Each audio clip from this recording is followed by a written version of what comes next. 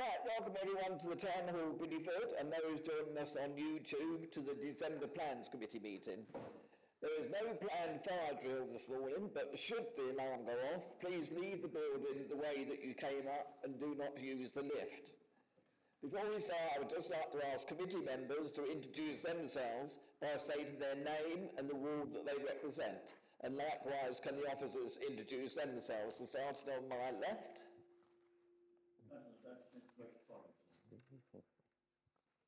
Good morning, Councillor Kit Heppel, Milton and Tamarside. Good morning, Christopher Wheatley, Sheffield Langtree Ward. Morning, Peter Haynes, Appledore Ward. Morning, Philip Pennington, Rugby and Plattsburgh. Morning, David from Northern Orchard. Good morning, Chris Leather from Northern Orchard. Good morning, Councillor Doug Bushby, representing Bideford North, and I'm substituting for Councillor Christie.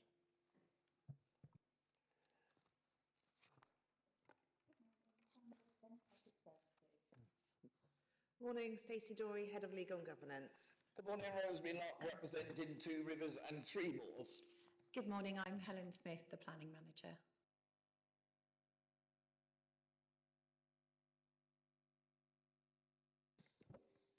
Yes, Chair. Apologies, Councillor Christie, Councillor Bushby substituting.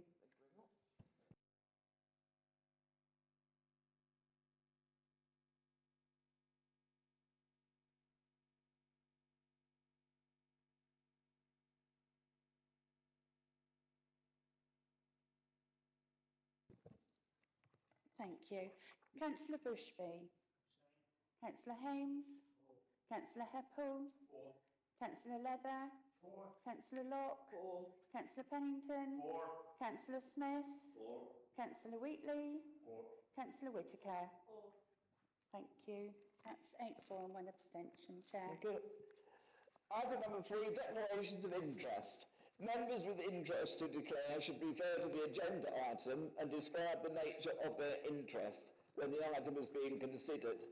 Elected members of Devon County Council and Town and Parish Councils who have considered the planning application by virtue of their membership of that council hold a personal interest and are deemed to have considered the application separately, and the express views of that council do not bind the members concerned, who consider the application afresh, which may include further information. Item number 4, agreements between parts 1 and 2. We have no part 2. Item number 5, urgent matters. I have none. I don't know if the officers have got any. Alan, you got? No. Okay. Item number 6, public participation. The order of speaking is as follows: a member of the town or parish council, 2 members of the public against, 2 members of the public in support, and all of the above have 3 minutes each. Finally, the ward member may speak, and they are not limited to 3 minutes. I will read out the names of those who have registered to speak when we come to each application. So item number 7, going on to the planning applications. Application number 1 is 1064-723 outline, 3 dwellings at Lakenham Residential Care Home, and it's on pages 11 to 26 of your agenda. Are there any declarations of interest? Yes, Councillor Hames. Thank you. Chair, I'm also dual-hatted, but also have an open mind. Thank you. Thank you. Yeah, I'm dual-hatted as well. Member of Northern Town Council. Thank you. So the officer will now give the presentation, and this has been done by Ali Ben. Good morning, members of the public. Yes, the case officer is unable to be here today, so I am presenting it on her behalf. As advised by the chair, this is an outline application with all matters reserved except access for 3 dwellings.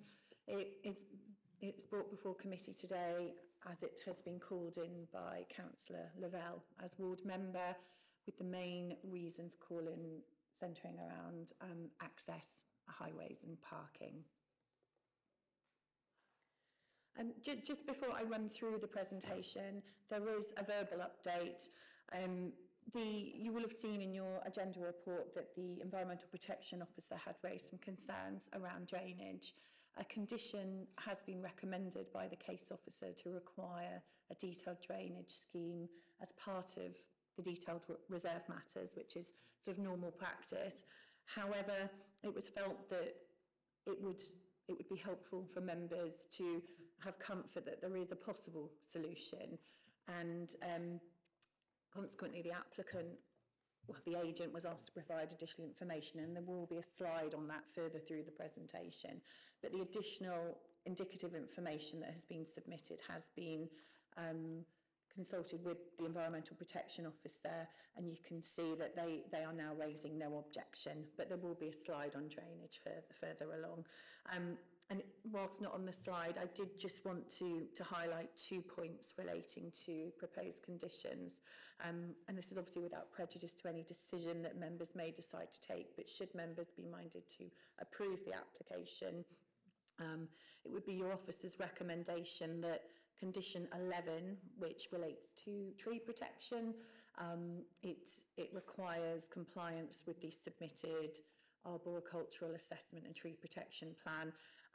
It would be your officer's recommendation that that condition be amended slightly to require an updated assessment and tree protection plan as part of the detailed proposals. It shouldn't be assumed that what that is automatically showing is what would come forward, and the duty would be to try and retain as many mature trees as possible. So that condition, should members be minded to support the application, would benefit from just a slight change to the wording.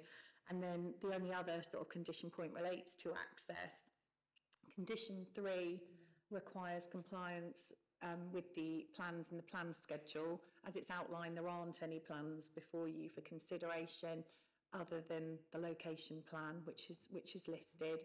But also there is an indicative site plan, but it does show the point of vehicular access, and that is listed in the plan schedule. So it would be prudent to indicate something along the lines of, for the avoidance of doubt, that that plan is only included for the purposes of showing the point of vehicular access. It is also referenced in a separate condition around closure of existing access. And similarly, condition 8 references that same drawing. It would be prudent to clarify that vehicular access is just from the Tadworthy Road and not Lakenham Hill. So should members wish to support the application, we would recommend those amendments.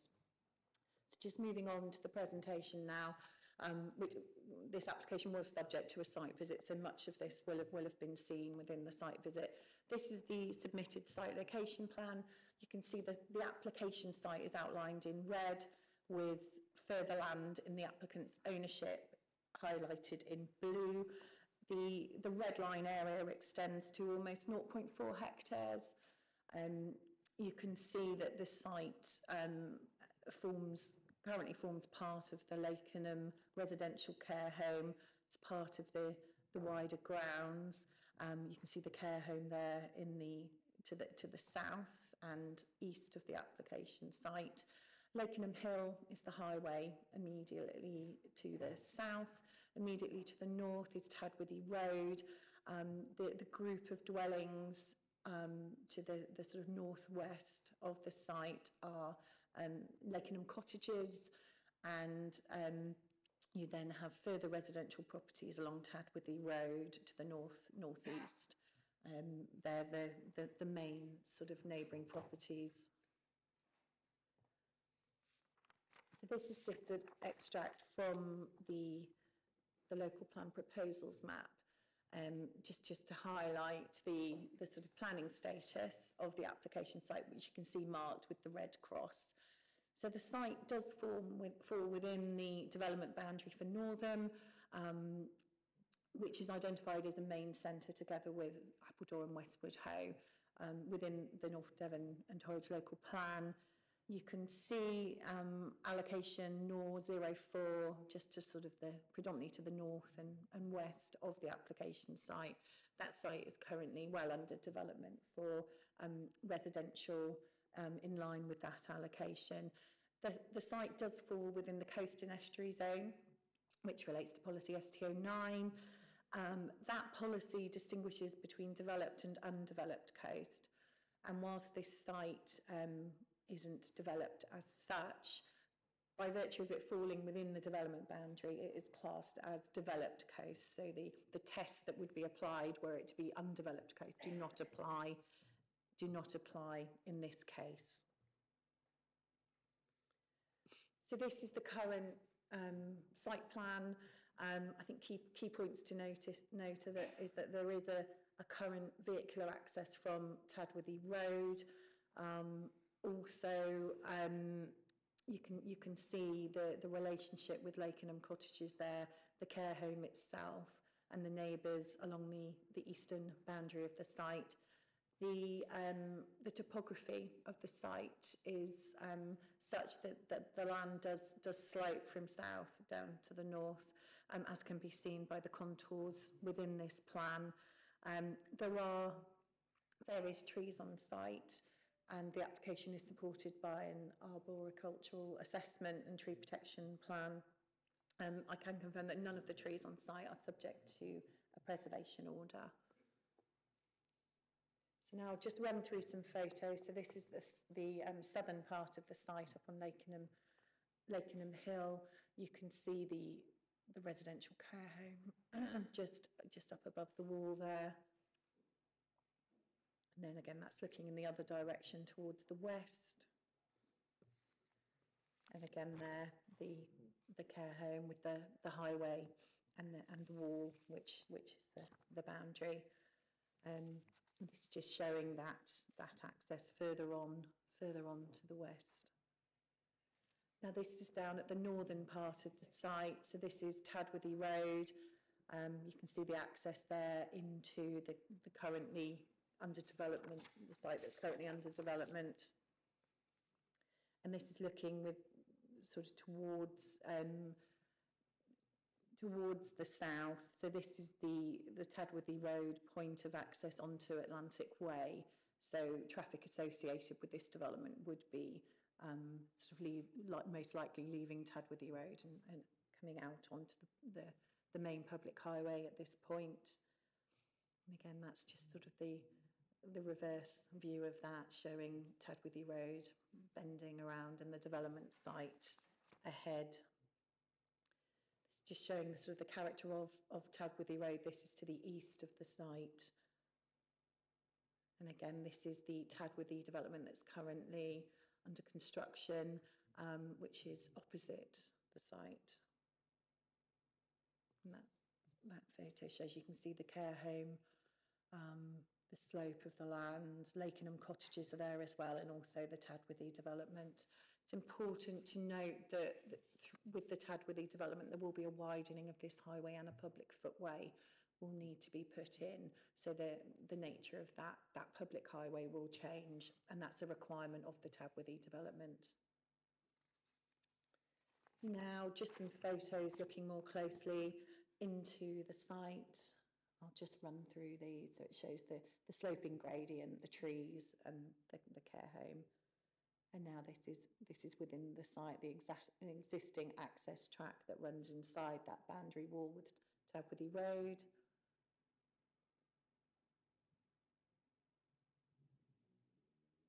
And this is the property on the eastern boundary. Again, that's that same property.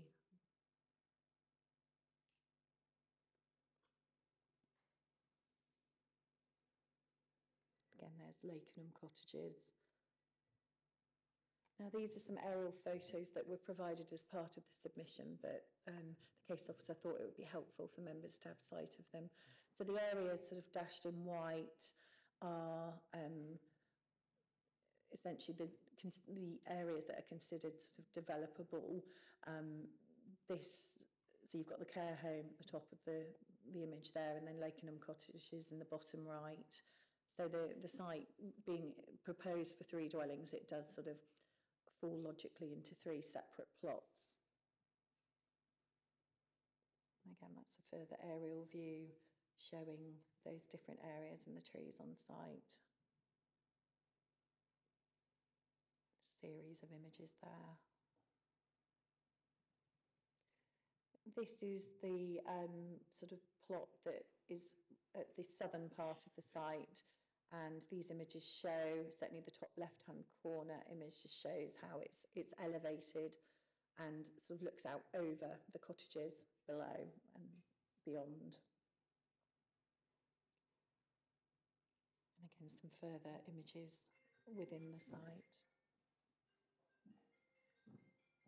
So this is just sort of indicatively showing potentially a level of sort of tree removal and showing how that site could be sort of stripped down to provide for 3 dwellings. Again, this is all indicative, it's important to note. And this again is an indicative block plan showing how 3 dwellings could be sited within the red line. The relationship of the plot closest to Lakenham Cottages, again, this is indicative, and your officer's report indicates that at the detailed stage, she's satisfied that an acceptable amenity solution could be achieved. As you can see, there is a lot of room within the site for appropriate positioning, and details of elevations and heights of building would be for the reserved matters stage. Again, that's a coloured version of that indicative plan showing 3 separate plots. The plot at the very southern end would also have vehicular access from Tadworthy Road and would just have a pedestrian access onto Lakenham Hill. There would be no vehicular access from sort of Atlantic Way / Lakenham Hill. Now, the applicant has provided individual site plans for each plot. Again, these are purely indicative for members' information, so I will run through them, but they are not for consideration today. So this is the plot at the bottom, sort of north-east part of the site. And this is the plot at the northwest part adjoining Lakenham Cottages. And this is the southern plot at sort of the raised part of the site. There are a series of sections which the case officer ran through at the site visit, just showing the relationship with surrounding developments. So you can see the Tadworthy development and Lakenham care home on either end here. It's just to show how the dwellings could sit within the landscape. And the sections. And this image shows the relationship with Lakenham Cottages and how a dwelling could sit within their context. Again, that's both of those. And this shows the raised plot at the southern part of the site and how what this seeks to demonstrate is it's unlikely there would be direct overlooking of those cottages below, given the distances and the topography. This is the plan that is an indicative drainage plan. So there is a drainage hierarchy. There are sort of preferable means of drainage, and if applicants can't develop a site along a more preferable drainage option, they then work down the hierarchy. Now, the applicant has indicated preference ultimately to connect into the public sewer. That depends on timings for the Tadworthy development becoming adopted by South West Water, so that is an option. Otherwise, it's looking at a combination of packaged treatment plants or cesspools. At outline stage, the most important thing is for there to be comfort that a scheme can be achieved. And what this shows is that whilst being lower down the hierarchy, the development could provide 3 cesspools within the site, and that would be acceptable in terms of drainage and from the perspective of the Environmental Protection Officer. However, at the detailed stage, and as required by Condition 11, that would be assessed in more detail, but members can take comfort that there is a possible solution to drainage, albeit the detail of that would come forward at a later stage. So finally, just to sort of run through the material considerations, principle of development, the site is within the development boundary and the developed coast, therefore the principle of residential development is acceptable. It's only access that's for consideration at this stage. However, the case officer is confident that an acceptable scheme could come forward at the detailed stage. in terms of impact on character and appearance, also impact on amenity, appropriate siting and elevational treatments in terms of positioning of windows. There is scope to achieve an acceptable impact on amenity at the detailed stage. Highway safety, the access onto Tadworthy is considered to be acceptable for the 3 dwellings proposed. There would be no vehicular access onto Lakenham Hill and Atlantic Way, just a pedestrian access at that top part of the site. Drainage, I've just run through. There is scope for an acceptable solution, the detail of which will come forward at reserve matter stage. In terms of ecology, the application is supported by a detailed ecology survey, which was subsequently followed up with a more detailed assessment of a tree that had potential to accommodate bats, and a condition is recommended to require compliance with the ecology survey and the tree assessment. Subject to compliance with those surveys, it's considered that there would not be harm to ecology. In terms of other matters, you will see there are conditions recommended around contamination and hours of construction. Those have been recommended by the Environmental Protection Officer. On Section 106 contributions, because the site proposes 3 dwellings, it would trigger a public open space contribution. Now, as it's outlined, what our normal approach would be is to include a Section 106 agreement that links to our policy DM10 and our green infrastructure calculator. So depending on the scale of the dwellings that come forward, i.e. whether they're 2, 3 or 4 bed, that calculation would be made, would be confirmed at the detailed stage, depending on the size of those dwellings. But as an indicative sum, for 3 dwellings, you're usually looking in the region of around 20,000 across the typologies. So ward members would be engaged in seeing how best that money would be identified within the legal agreement. So yeah, finally, in conclusion, the application is recommended for approval, subject to the conditions set out in your report and subject to a legal agreement to secure green infrastructure contributions. Thank you, Adam, for that very detailed report. I've got one registered speaker, Mr. Richard Hall, if you'd like to come down to the front.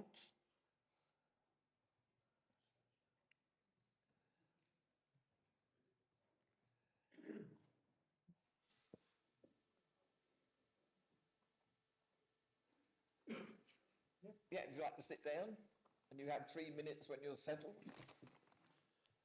Okay, thank you for your time. The documented plot overview is incorrect because it doesn't actually show any pictorial evidence of where the land is situated against Dalahus, which is my property, on the documentation on the council site. The parking for plot 1 is proposed to remove a horse chestnut tree which has been designated as A1 condition by the arboreal report. The parking for this area does not conflict with the location of this tree, so why remove the tree?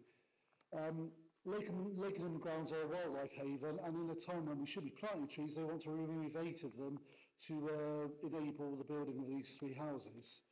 There is ample space to the right-hand side of plot 1 to be able to put the parking there as an alternative. Plot 1 will overlook the Dalahus as the ground is considerably higher on their side of the wall. It's about 6 foot higher than so we're sunk down below. And there was a privacy issue looking into the back of our house from their height from the house because they want to remove the trees.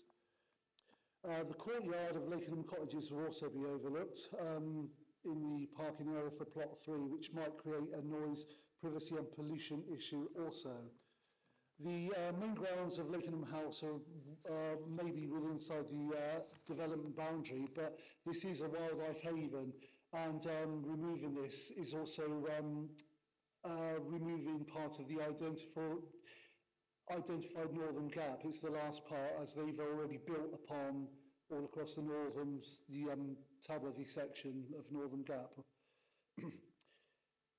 Building of this land would lead to a loss of distinct historical character and identity of these 2 settlements. Pulling down the stone wall and gateway on Tadworthy Road to accommodate plots would also be detrimental to the heritage of Lakenham House. A local needs survey in 2017 done by Northern Council identified that there was a lack of 1, 2 and 3 bedroom houses available in the area, and that there was only a 3% need for anything bigger. These needs are now covered really with the Tabworthy development opposite. There is no identified need for size or character of these properties proposed on this application. Due to the lack of identified need, the proposed development would not comply with the policy in the local plan and therefore should not be allowed. Thank you. Thank you very much. I've got no further speakers, so I'll throw the matter open for discussion. Who'd like to start, please? Yes, Councillor Leather. Thank you, Chair. Well, thank you for the presentation. As our planning manager said, this is an outline application. All other matters reserved apart from access. And the public speaker mentioned the access there then in his contribution. It would be obviously much more preferable to have the access to the site from where it's shown on Tabworthy Road on the proposed plan, rather than the existing, which is more or less right on the corner there.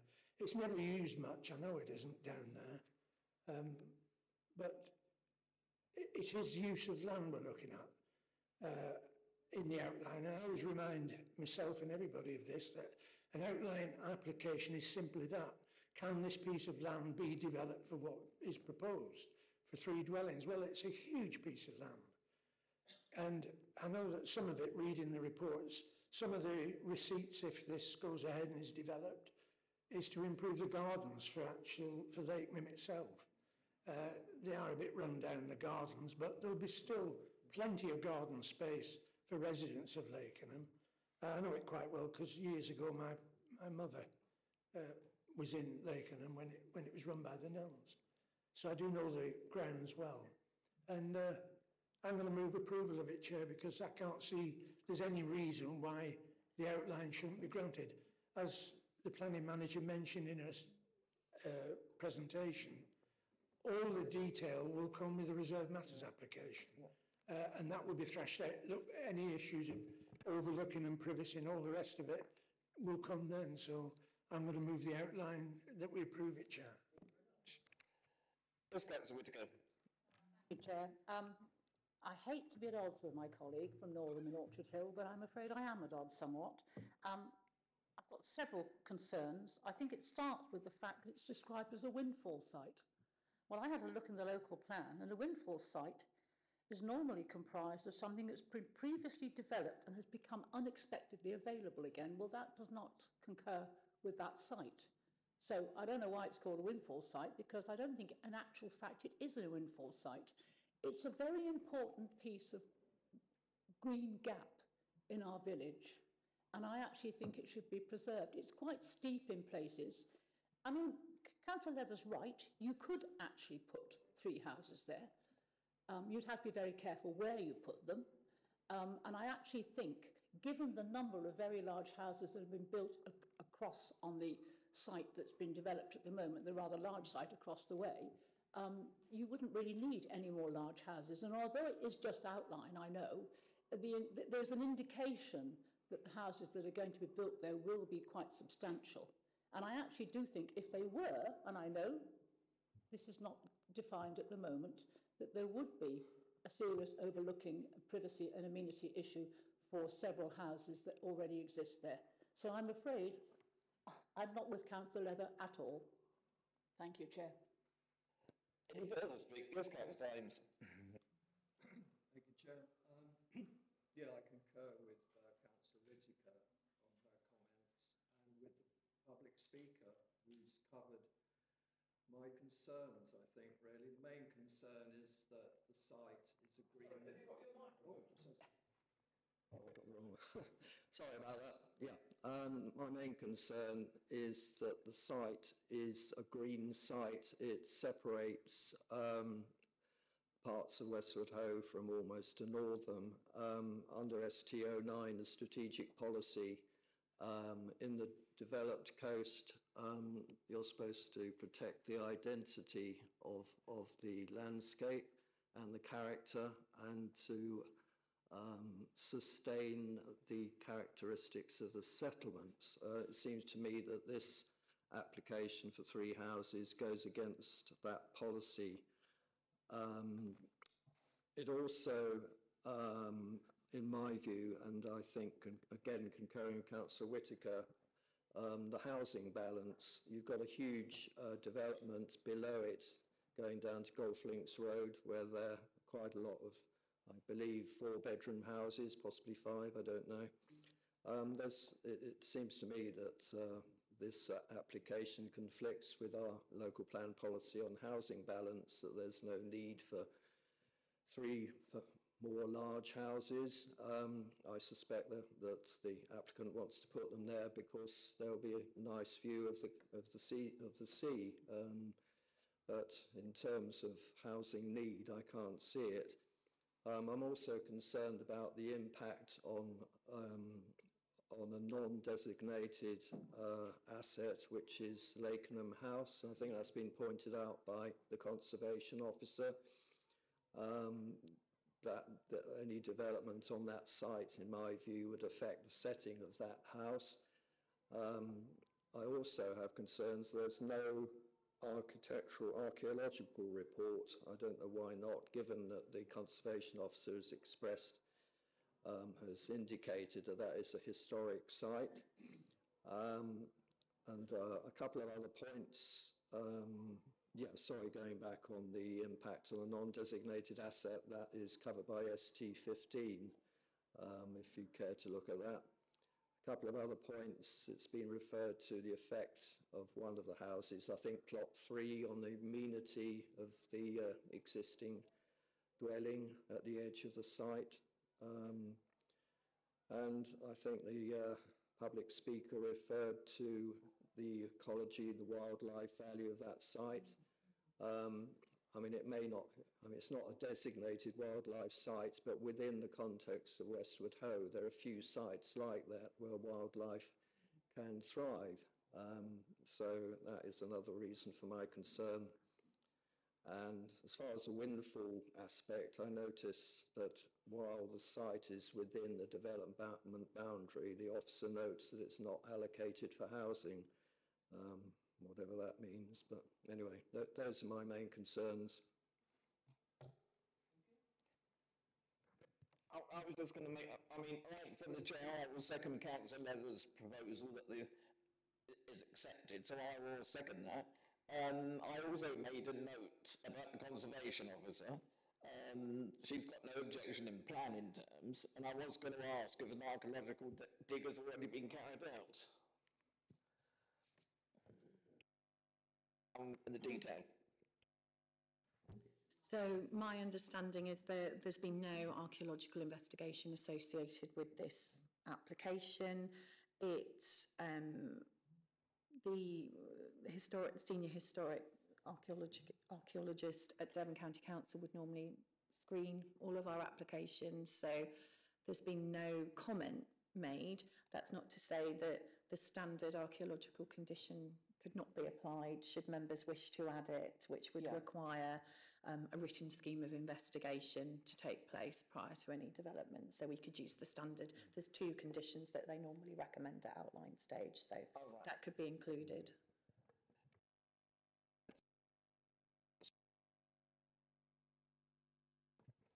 Thank you, Chair. I just note that the call-in has been made by Councillor Lavelle in relation to the issue regarding access. It would appear to me that the access is well dealt with and highways are satisfied, and as is our case officer. My concern against approving this would be, I don't think that we would win an appeal. We would, an appeal would almost certainly win. So I would be voting that we follow the officer's recommendation. Thank you for those comments. Any further comments? Yes, Councillor Bennington. Thank you, Chair. I'd just like to ask, on page 13, representations, there's long-term residents in Lakenham, and I just wonder if they were in the consultation list, because they are losing considerable immunity if they've chosen to spend their last days there, and I wonder if they've been in the consultation process. about this application.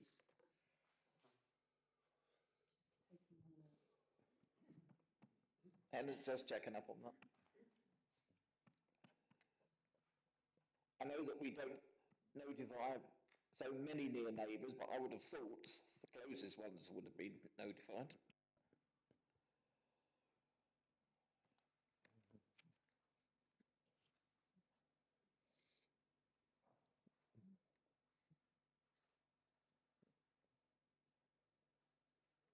Are there any further comments while Anna's look about that information? Yes, Councillor Leather. Well, just to mention to my esteemed colleague on my right that it is a windfall site because it is previously developed. It's actually domestic curtilage of Lakenham. And as far as Councillor Lavell's calling, I think she misunderstood with respect to her the access. It's hardly ever used now. It's certainly not used by staff and visitors to Lakenham. They park, as that photograph, the first photograph we saw of what was the old road into Northam, is now a large lay-by at the front of Lakenham. That's where all the visitors and delivery vehicles access Lakenham itself. So it's not used at the back now, that driveway. And it is domestic curtilage of Lakenham.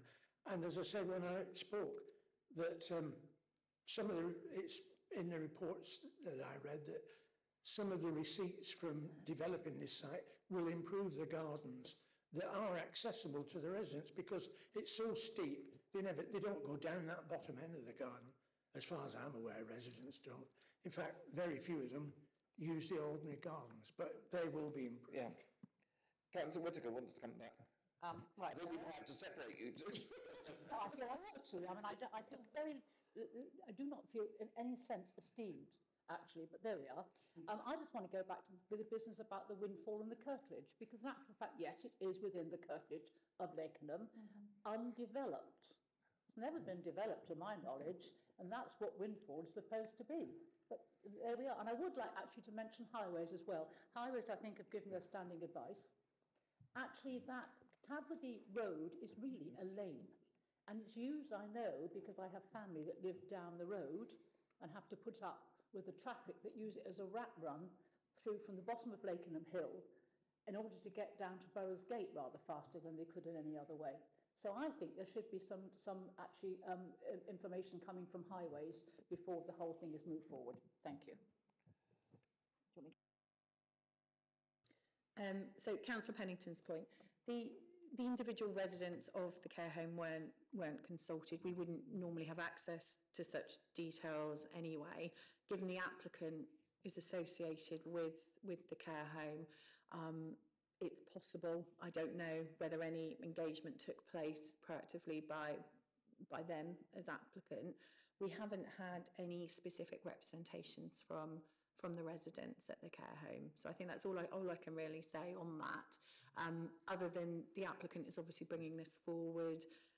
So from an operational point of view, one would hope that the impact of the loss of this element of the wider holding wouldn't adversely affect the residents or the operation of the care home.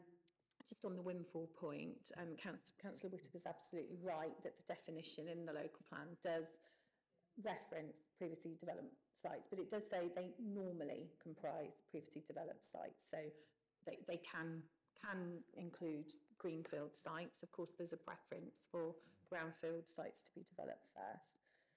But I think the important point is that this land is within the development boundary, so the principle's acceptable. A lot of concern has been raised around the loss of the green space, potential loss of trees and harm to ecology. Careful consideration at the detailed design stage should be able to address some of those concerns in terms of retention of green space and that context with the surrounding area. A lot of the points are for the detailed stage, but members who have highlighted concern are right that there is a principal issue here over the loss of that wider green area. Was there another point? Has that addressed everything? Yeah. So there's no further... Yes, Councillor Pennington. Return, Chair, just on the comment from our officer. what protection is there for residents who use that amenity to take their fresh air? Because they're going to be working in the daytime, and my great concern is elderly population, yes, and we tend not to ask the elderly population what their views are, and I want to put a marker down that if ever anything comes like it again, they're neighbours. They're a fact, you know, they are more neighbour than anybody else, and they live there 24/7 whilst the thing's being built. I would like to see something in the future to make sure that there is protection for that. Thank you very much. Let's go to James, one more point. Well, just to go back to ST09, you know, what's the value of it if, you know, it doesn't apply to this site? Retaining the distinctive cultural heritage, well, that's Lakenham House, an important house in Westward Ho historically, and protecting the landscape setting, those 2 points, you know. This is a strategic policy which should apply to this site. Right, there's no further comments. It has been proposed by Councillor Leather, seconded by myself, that the application is approved, but with amendments to condition 11, condition 3, and condition 8. Yeah. And can we add an extra condition about the archaeological dig? Yeah, it would be 2, there's normally 2 conditions, so, yeah. So can we take a recorded vote then, please, Sandra? Yes, thank you, Chair. Councillor Bushby. Councillor Hames. Councillor Heppel. 4. Councillor Leather. 4. Councillor Locke. 4. Councillor Pennington. 4. Councillor Smith. 4. Councillor Wheatley. 4. Councillor Whitaker. 7 for, Chair, and 2 against. Thank you very much. So going on to application number 2, it's application number 1/084623/4, the retention of a covered seating canopy land adjacent to Key 22 Billyford, and it is on pages 27 to 38 of your agenda. Are there any declarations of interest, please?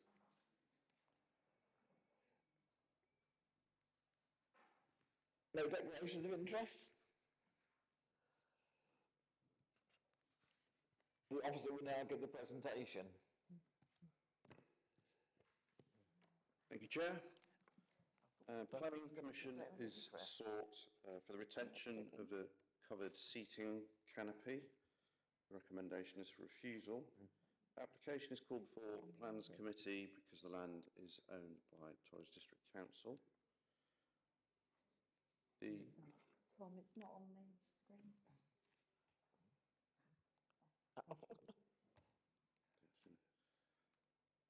The site's located centrally on Bideford Quay. You can see on the satellite imagery. It's just set to the west of the quay and the quay car park. The background history to the site is that in 1996, planning permission was granted for the change of use of the building to a coffee/tea shop, and then in 1997 planning permission was granted for the change of use for the area in front of the building for use as an external seating area and tables for the coffee and tea shop. The land is not highway, it's owned by Torres District Council. This is the location plan and the block plan. So the area of the existing canopy it's not attached to the building, it's just located to the front of it. The area is within the settlement of Bideford, it's within the town centre.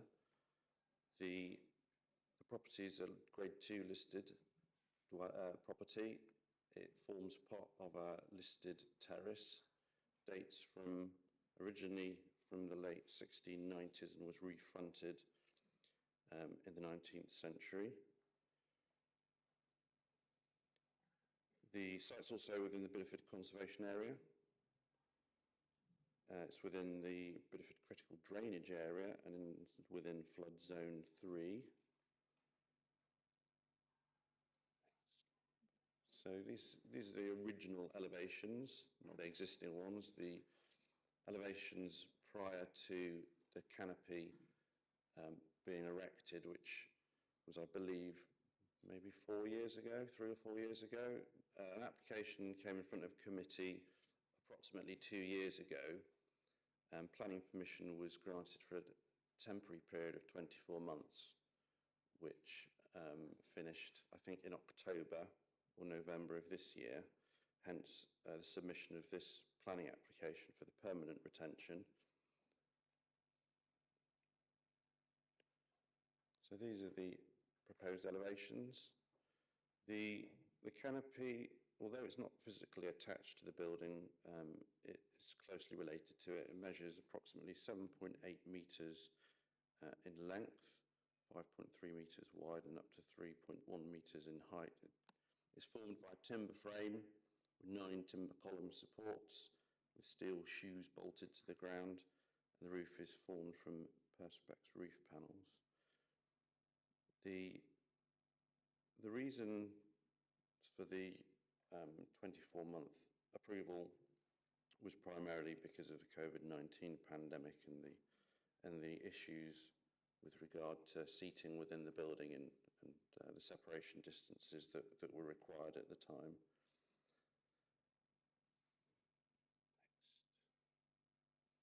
So the first few photos are from 2018.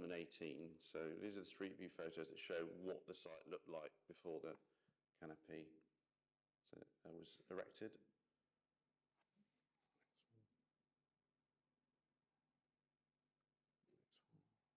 So these are street view photos from June of this year, from the south looking north.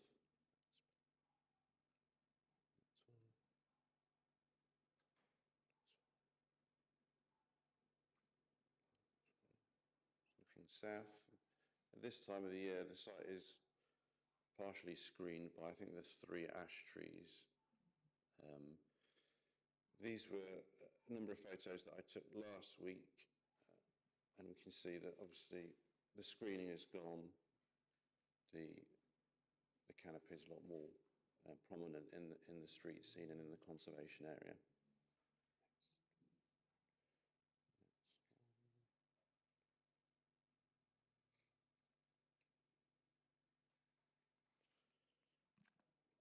So in terms of the main planning considerations, in terms of the principle of development, broadly speaking, local planning policy and national planning policy is positive with regard to economic commercial development. The site's within a town centre location where normally we would be saying, well, we are favourable to development that maintains the viability and the vitality of the town centre.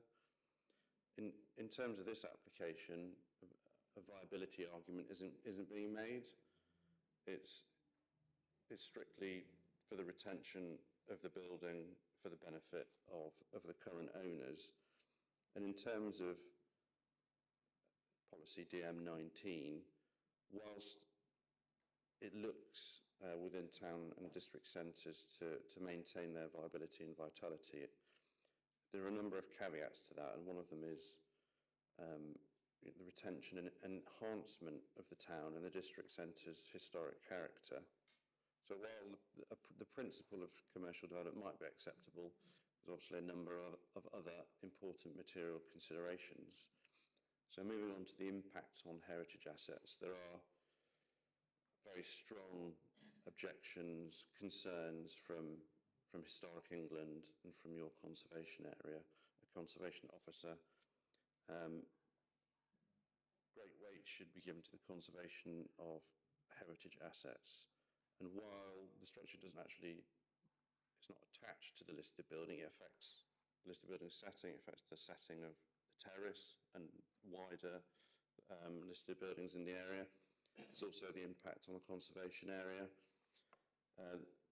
We do have a conservation area appraisal from, I think it's 2009, and it specifically mentions the setting of the quay and the views from the quay across to the river and how important they are and how they should be maintained. The structure in itself is, I would say, it's not high quality. It's a timber structure with a plastic roof. Previously, as you could see from the photos, there has been a seating area there for about 26 years, I think, and a tea shop or a coffee shop for the same amount of time. And during that period, there haven't needed to be a wooden canopy. There have been tables and chairs and parasols and an awning, and there are a number of ways you could use that space to make sure that it has a continued use in inclement weather. So in terms of heritage impacts, we do have quite serious concerns, and the tests relate to harm. Now, in this case, it's less than substantial harm, but then we have to weigh that harm against what's the public interest.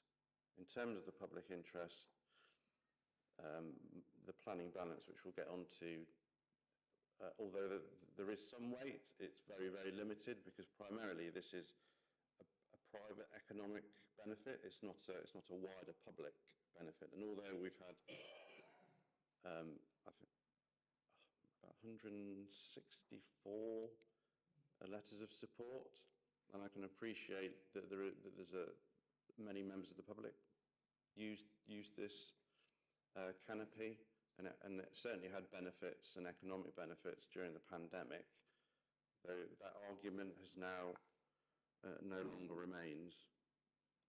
So moving on to impact on amenity,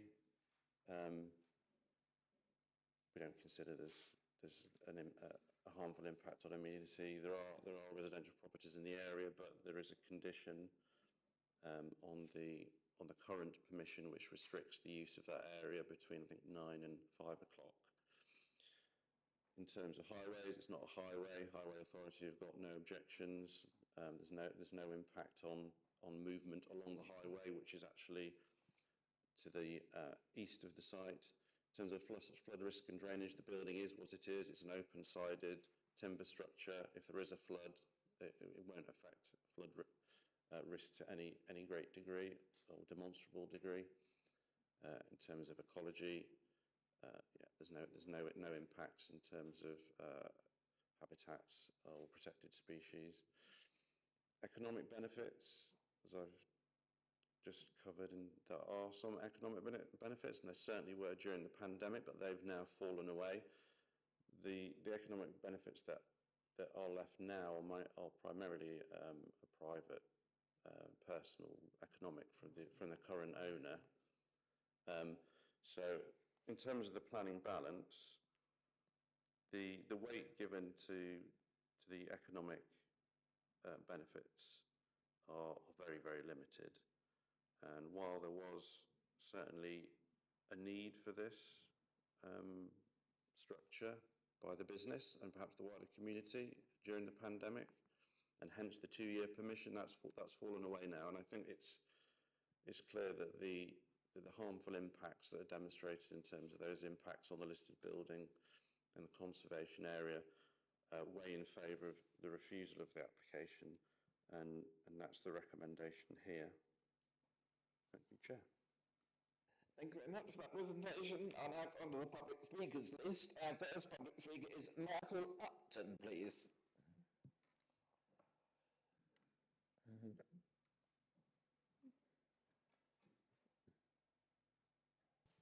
Thank you. I have 3 minutes to get settled. Thank you very much. Thank you for allowing me to speak and for taking into account my objections regarding the financial effect on my business and my health. I confirm that I produced a report of evidence, and as far as I know, everything in that report was true. Having read the Council's remarks on the canopy and the recommendation that the application should be refused, I would point out that temporary permission should never have been granted, as it gave free use of the land owned by the public for the sole benefit of private commercial profits, regardless of the small pavement licence fee they pay. If the council permit planning permission for the canopy, they will in effect be giving away the right to permanent ownership and use of the area it stands on, for the cafe owners to use for free and forever, and also to be able to sell as part of their business in the future. This would be in contravention of the disposal of public land for private use for less than market value, and I refer to Circular 0603 Local Government Act 1972, the general disposal consent, the disposal of land for less than the best consideration that can be reasonably obtained. I'm sure the councillors are aware of this legislation. It states that local authorities have the right to dispose of public land, but it must be for the best consideration, as it would not be in the best public interest to sell or give it away for less. If you allow planning permission for this, then you are giving it away free. Granting the canopy permanent planning will give rise to other establishments erecting them, as they will see the free benefits. I point out that if you allow this one, then you open the doors for all to be able to apply, and you won't be able to refuse them. It'll be giving away more public property for free. The temporary planning permission did run out on the 11th of November, and the original grant stated that the canopy should be removed within the 24-month period. So that has passed now, and it should be removed. The cafe owners did gain considerable letters of approval from friends, family and people at use, but there were 68,500 people living in Torridge, so 68,300 people did not vote for it and would be very upset giving away their property. Thank you. Thank you very much. Our next public speaker is Councillor Anna Dart, speaking as a member of the public.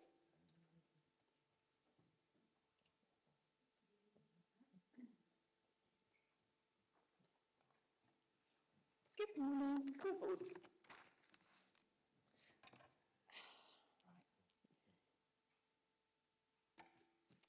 So, thank you for allowing, I can't see you. I need one of those two-way jobs. Anyway, thank you for allowing me to speak on this application. Firstly, I must ask you all to consider why you are here. You're here, of course, because you were democratically elected by your residents to represent them and their views on this council. They have entrusted you to make well-balanced decisions on their behalf. At a recent full council meeting, we agreed to consult residents on our draft strategic plan. One of the key areas of priority in that plan is to support businesses and the local economy. We state that we will encourage businesses and enterprise through investment and business support. Let's begin that support here and now by granting this application. You will all have seen the colossal amounts of supporting letters demonstrating the feeling of your residents in Torridge. I do not consider the officer has weighted the argument correctly in terms of the balance. COVID times were tough. Businesses had to find their own path by changing and adapting. Hence, this canopy was erected. It worked. It still does. It has proved an asset to this business. Where is the logic in making them take it down? We should be relieved and glad that this business is thriving and enhancing our quayside, not another empty town centre shop. Historic England consider that this canopy adversely affects the historic quay frontage of Bideford. Yet within my ward, which encompasses Clovelly, Historic England raised absolutely no objections at all at the retention of a very similar outdoor wooden canopy. That canopy is situated on top of a listed lime kiln, beside an archway and chandlery store. It is completely surrounded by listed buildings within a heritage village and is sited as on top of a listed lime kiln. We as ward councillors should be sympathetic to the needs of our businesses, to expand whenever and wherever possible. Isn't it true that history goes hand in hand with evolution? Towns, buildings, businesses, people, we're all constantly evolving. Can I ask you to wind up, please? Yes. These canopies merely signify another moment in our modern history. It is within your gift today to represent your residents and support this town centre business, actively encourage local enterprise, and so demonstrate that we are a forward-thinking, progressive council that actions what we say we will do. Thank you. Thank you very much. Our next public speaker is Jenny Cowling.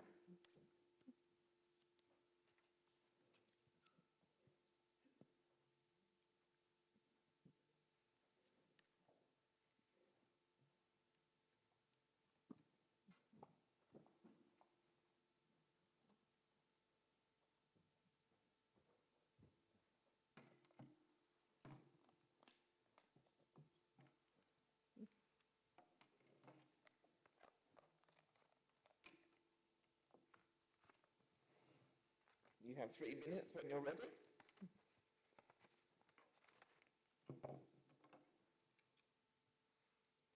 Good morning, everybody. I am one of the joint partners within Key 22. I'm here to speak in favour of retaining our canopy, which is enjoyed by so many people. We appreciate originally the planning permission, as you've well said, was granted for a 2-year period due to COVID. However, the canopy has become much more to the town. It's a feature for us, used and loved by the public. It's become a social, vibrant, bustling hub for our community of all ages, abilities and backgrounds. At Christmas time, in particular with our lights on the canopy, it's photographed many, many times by the public and shared across social media. Again, has to be a great positive for Bideford Town. Since COVID, it has become the new normal, with people still wanting to sit outside. It's become very much a way of life. You've heard of the support that we've had here today from other people, so I don't really need to mention on that.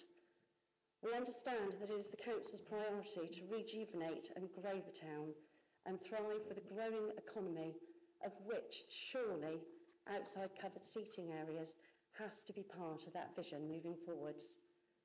There are many new housing developments going up in the area, creating a massive need for hospitality and businesses in our town to thrive, to enable Bideford to flourish, develop and grow with the future. The High Street currently speaks volumes of needing restorations with so many empty premises. However, Bideford has thriving businesses both in Mill Street and on the Quay, all of which maintain a good footfall between each business. Why is this? This is a result of us all promoting and helping, supporting each other. We feel that surely local independent businesses should be encouraged and supported and not proving to take our canopy down. Surely all the revenue brought to the town can provide extra revenue, especially with car parking fees as well, a win-win for all. We appreciate the points that have been raised by Historic England in relation to the canopy. However, in one of the most historic villages in the country, namely Clovelly, planning permission has already been granted for a canopy very similar to ours, again being built in wood for the sole use of the patrons of the Red Lion Inn. The canopy, like ours, is not attached to a building and is a free-standing structure. We gave considerable thought to the choice of materials used and the sensitive placement between the existing trees on the quay, which has maintained the visual openness of the quay to be able to see the river. We feel we've given prominence to our neighbouring businesses. Lastly, we would like to give each one of you here today to consider what our canopy offers to Bideford Town, especially when it's such an asset to the people who love using it. Thank you very much for listening today. Thank you very much. Our last speaker is the Ward Member, Councillor Bushby.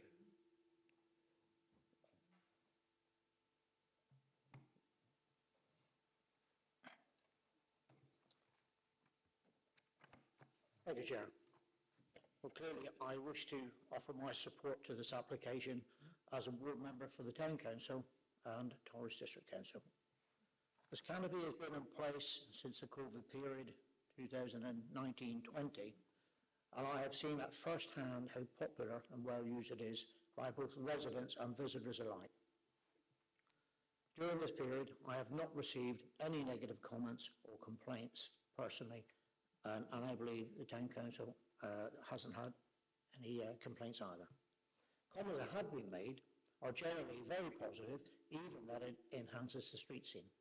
That is my own personal view. I think it does enhance the street scene along that area. Much has been said about the conservation aspect of this application, mostly by Historic England. I would point out to members that at the end of this terrace is a very modern building erected in the late 1960s, early 70s, with brick structure and aluminium wind frames. The whole frontage of Prospect Place is covered by modern brick pavers. The other side of the road is a very modern building used by the Lundy office and Torres District Council. The post office building is only 75 yards away, further towards Kingsley Statue. Very modern in its design. I think it's a bit disingenuous to describe Prospect Place in such glowing terms. It clearly is very subjective. The structure of the canopy is deliberately lightweight and timber framed, thereby avoiding modern materials and minimizing its visual impact. There are no foundations. It is very much a temporary structure. It has no sides, just a roof covering. I also find it strange that it is suggested that it could be replaced by using large modern umbrella type structures or gazebos. This suggestion would, in my opinion, be much more visible and counterproductive. Impact on amenity. Policy DMO1 of the North Devon and Torridge Local Plan relates to amenity considerations and notes development will be supported where A, it would not significantly harm the amenities of any neighbouring occupiers or users. The Environmental Protection Team provided the following comments. Having regard to the times of use, daytime only, the Environmental Protection Team does not consider that there would be significant harm to any residential amenity. Furthermore, the Environmental Protection Team has received no complaints in relation to amenity impact since the introduction of the canopy. It is considered that the proposal does not cause any significant harm to nearby neighbouring properties. Taking account of the above, it is considered that the proposal accords with policy DMO1 of the local plan and the requirements of the National Planning Policy Framework. Members, please remember that this application requires a licence from Torridge District Council. They own the land. Such licence is usually renewed annually and they pay an appropriate rent for that licence. If at any time in the future there was any real pressing need, Torridge District Council has it in their gift to either not renew the licence or to issue alterations to that licence or indeed request the removal of the canopy. It is not a permanent structure. It is there at the whim of Torridge District Council as the landowners. So even if planning permission is granted today, which I certainly hope it will be, that does not mean that this is a permanent structure that could not be removed at some point in the future. One condition which could be added if consent is granted today is that the canopy can only be used as long as there is a cafe, restaurant type facility operating from that site, either by the present owner or a future owner. If it ever ceased to become a canopy and reverted back to a shop of any other description, clearly there would not be any need for the canopy. So that is a condition that could be applied in this case. Members, I would urge you, it has already been said that this is a thriving local business. We need to be seen to be supporting our local businesses, and I would urge members to support this application. Thank you. I assume, Councillor Busham, you would remain there and not take part. Yeah, thank you very much. Right, there's no further public speakers, so I'll throw the matter open for debate. Do you like to kick off, please? Yes, Councillor Lovell. Yeah, thank you, Chair. Well, I've written it down. The decision on this application is purely subjective. It is. And that being, to what extent the canopy affects the listed building and the conservation area. I will just say that when we gave the 2-year permission for the canopy, it wasn't just because of COVID, although that was one of the main reasons. It was also to see what the effect would be in the area, what comments might be garnered in the area by having the canopy there. Now you can see from the public response to this application, there's actually 231 letters of support for this, not 140 odd. I'm very disappointed with Historic England's letter. I don't believe they've been to Bideford and looked at it. I've never known Bideford Quay called Quay Street. And when you read through, and I printed it off theirs, they speak about the setting of various other listed buildings on Quay Street would also be harmed. What are they? They don't mention them. Why don't they mention what they are? Because it doesn't affect any, actually. And also policy issues. In this instance, there are several heritage assets affected given the prominent position of the structure in front of the listed building, within the conservation area and within the setting of various other listed buildings. What are they?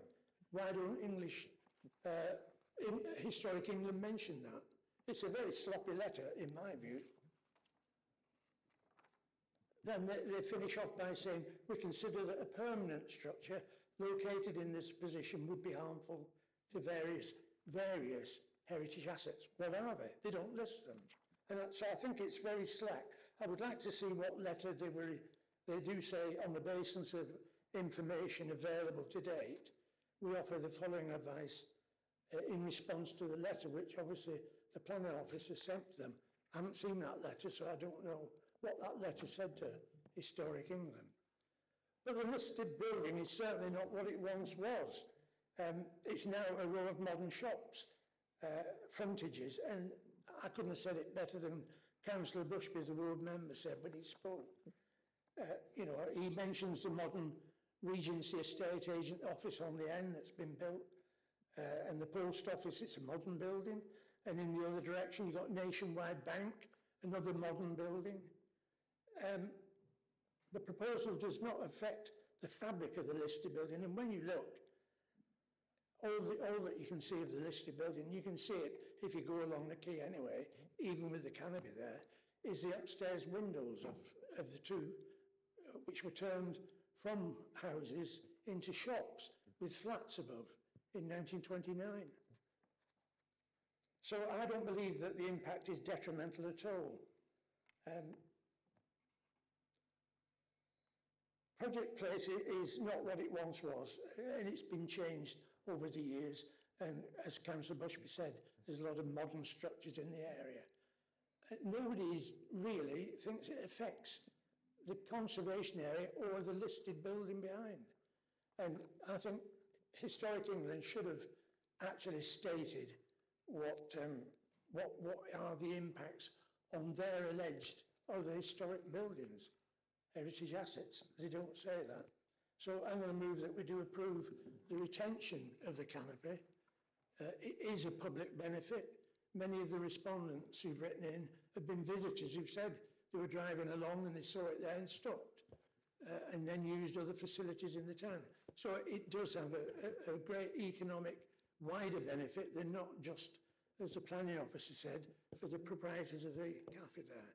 But again, as I would put a condition in, that if ever, and I think Councillor Bushby probably said it correctly, if it ceases to be a cafe in the future, or Tories change their licence, or don't renew the licence for that area, then the structure has to be dismantled, which could easily be done. It's only bolted into the ground. I like the timber framing. I think it's much in keeping with the quay. So I think there is a wider public benefit which outweighs the very scant effect it has on the listed building or on the conservation area, Chair. Councillor Pennington. I agree with Councillor Bushby and Councillor Leather, and stop there. I think there's no point in saying it furthermore. Yeah, I mean, from the chair, I was also disappointed in Historic England. And I quote, it says, the quality, character and appearance of the conservation area would be eroded and a very poor plan and precedent would be set that could lead to subsequent incremental harm being caused to Bridgeford. We all know that each application is on its own merits, so I would agree with Councillor Leather, I was disappointed in their response. But there again, the number of support letters, it doesn't matter whether you have 1 or 1,000, as long as it fits with planning policy, then that's okay. And I've also highlighted in red exactly what Councillor Bushby has said about the Environmental Protection Officer has received no complaints. So I too would support the application because applying a tilted balance, I consider that the public benefits outweigh the identified harm, and it does accord with policy DM01 of the NPPF. And it would be subject to the opening hours condition of 10 to 5, and also the additional condition about should the premises cease to be a cafe, and then the canopy could be removed. Is that okay, Hen?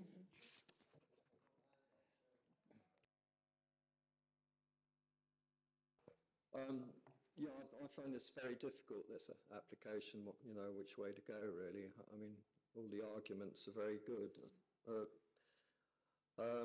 except sort of commenting on Councillor Leather seems to be indicating that there shouldn't be any listings or conservation area, but there we are. Just a few points to throw in, that the permission was for a temporary structure, and that was understood right from the very beginning, I assume. And it was in very special circumstances. Also, it's interesting, we haven't had any sort of figures on viability.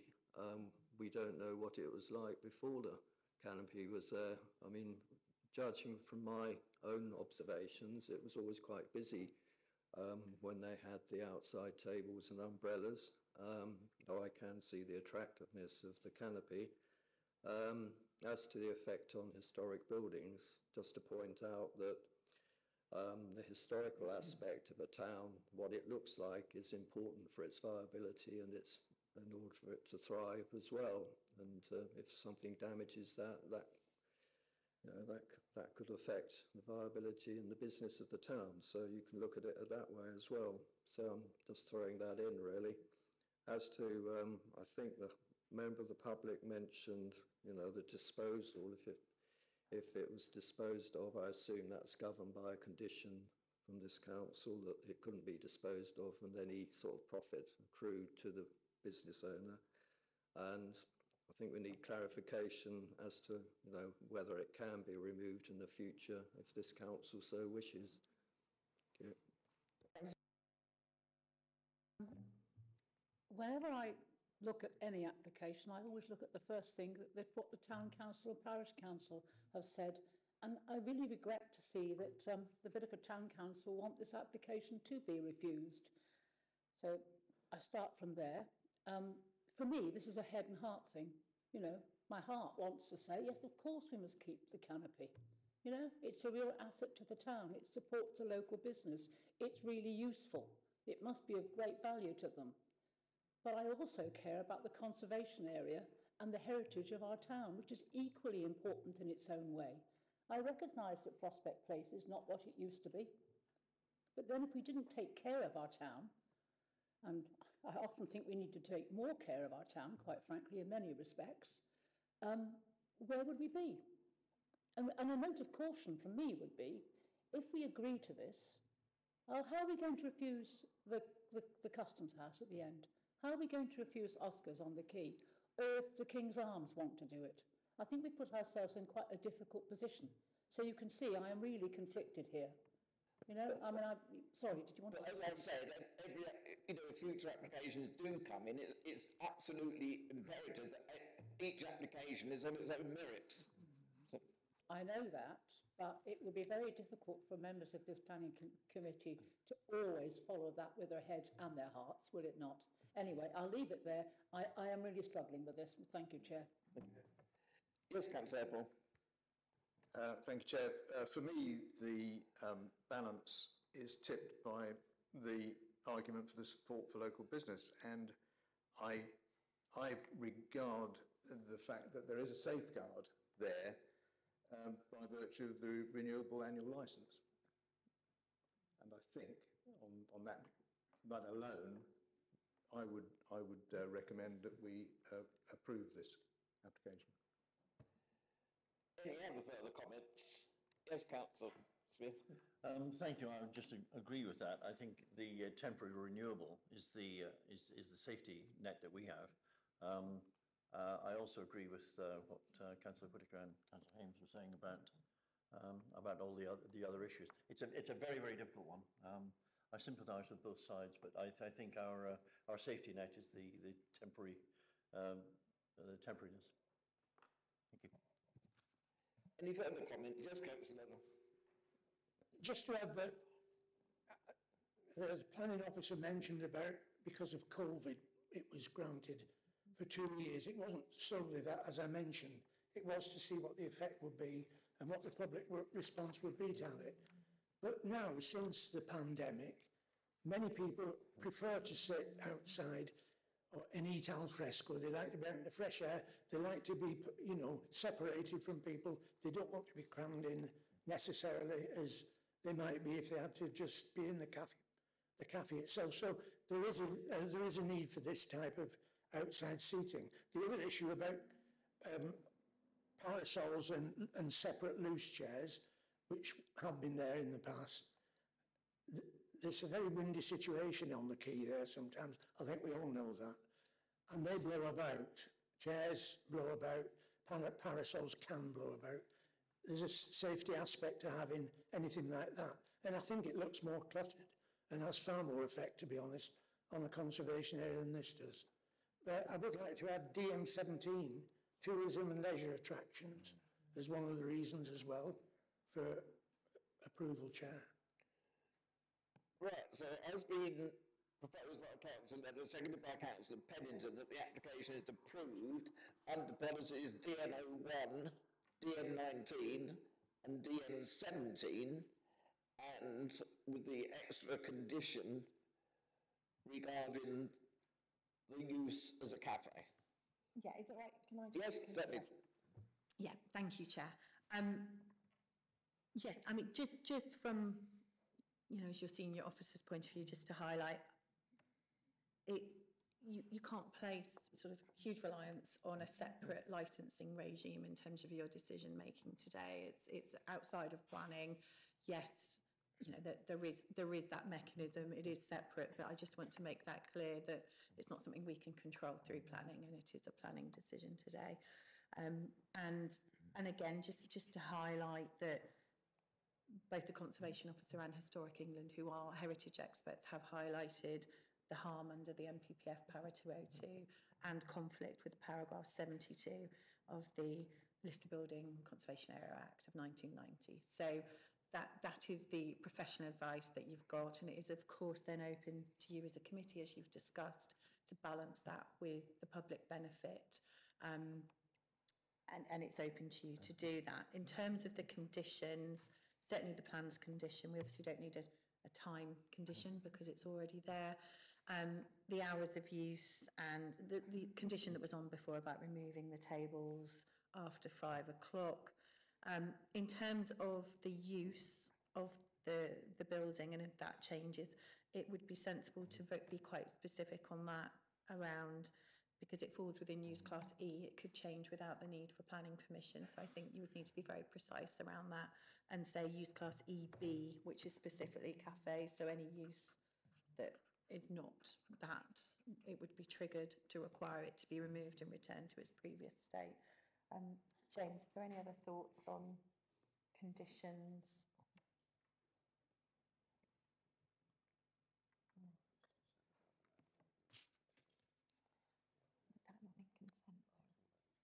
Yeah, There was just a thought around whether there's a need to condition that there couldn't be further additions to the canopy, but it would be our view that they would need consent anyway. So I think if you're minded to approve, they're probably the appropriate conditions to include. Right, so if everyone's clear then, DN01, DN19 and DN17, and a additional clause, condition about the future use be restricted to Class EB, and that is specifically a cafe. So I think it's that if that use of the host building changes, you would need to remove. So as been proposed by Councillor Leather, seconded by Councillor Pennington, are you both in agreement with those? Yeah. So we go to the vote then, please. Thank you, Chair. Councillor Haynes. Councillor Heppel. 4. Councillor Leather. 4. Councillor Lott. 4. Councillor Pennington. 4. Councillor Smith. 4. Councillor Wheatley. 4. Councillor Whittaker. That's 6 for and 2 against, Chair. Thank you very much. So that application is approved. Thank you very much.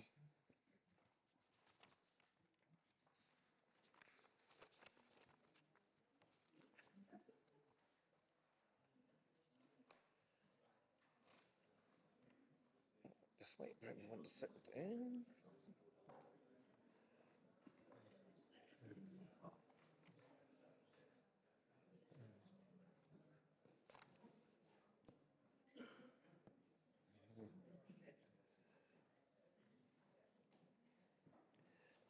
Right, application number 3, application number...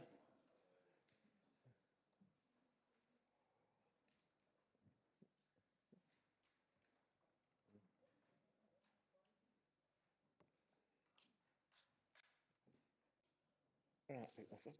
Application number 3 on your agenda, 1/0632, outline local needs to any land adjacent to Barney Flat, Pancras-Week, and it's on pages 39 to 47 of your agenda.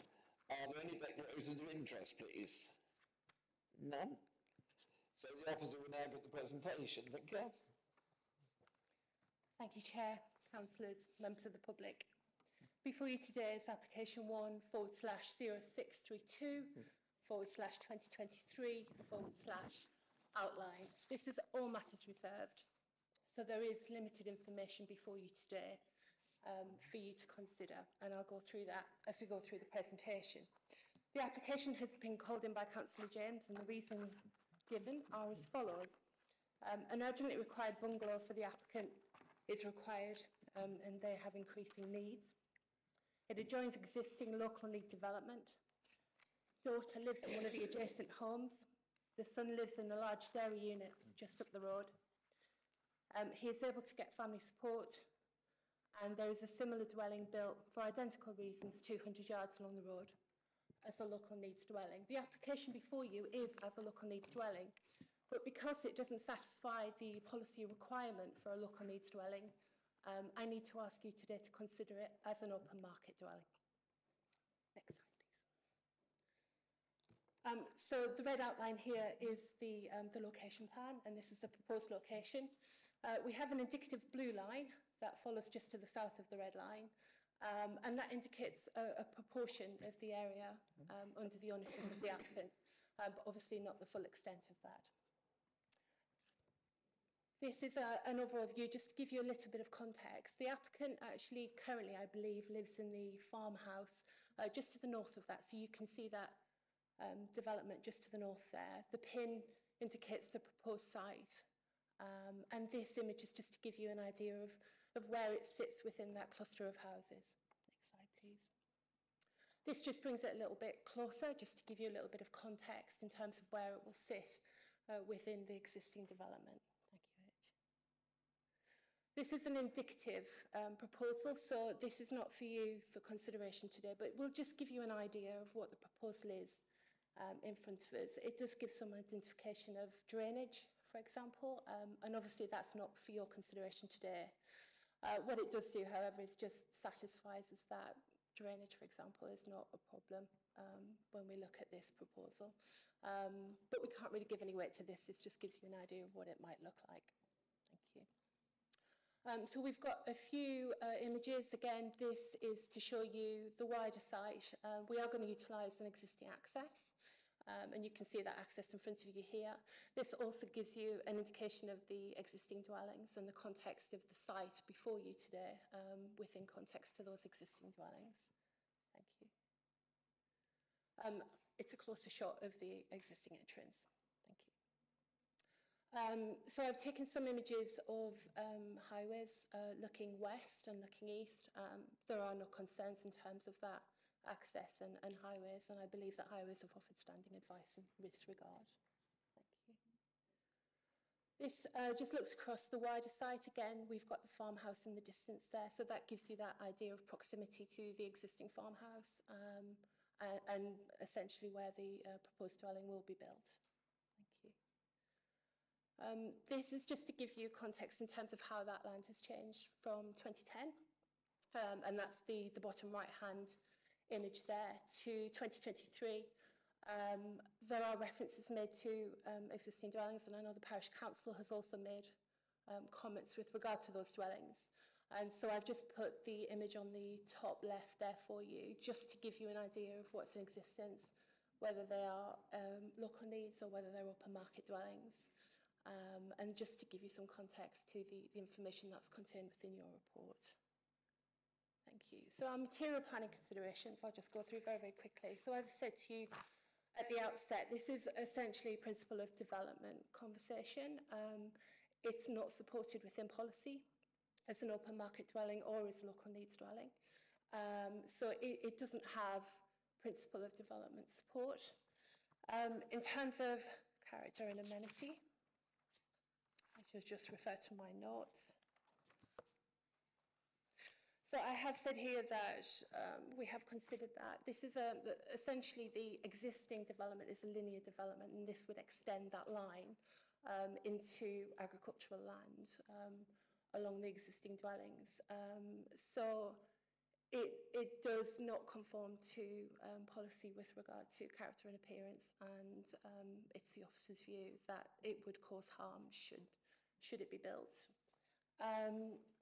In terms of residential amenity, you'll see that Environmental Protection were consulted. They have made some recommendations, and if you are minded to accept, I would suggest that the conditions that were offered to you by your Environmental Protection team would be taken on board and included in any conditions as relevant, but it's not deemed to cause any harm. In terms of ecology and diversity, there's very limited information. Because we don't know what the proposal is going to look like. So that will be brought in under any reserve matters applications. Highways have not posed any problems, and we are satisfied in terms of drainage that any drainage subject to the hierarchy that Helen mentioned earlier can be satisfied. So there are no concerns with regard to that. With that in mind, to our next slide, your officer's recommendation is to refuse this application. And thank you for your time. Thank you very much. We'll now go on to the public speaker here. Our first public speaker is Debbie Newcombe.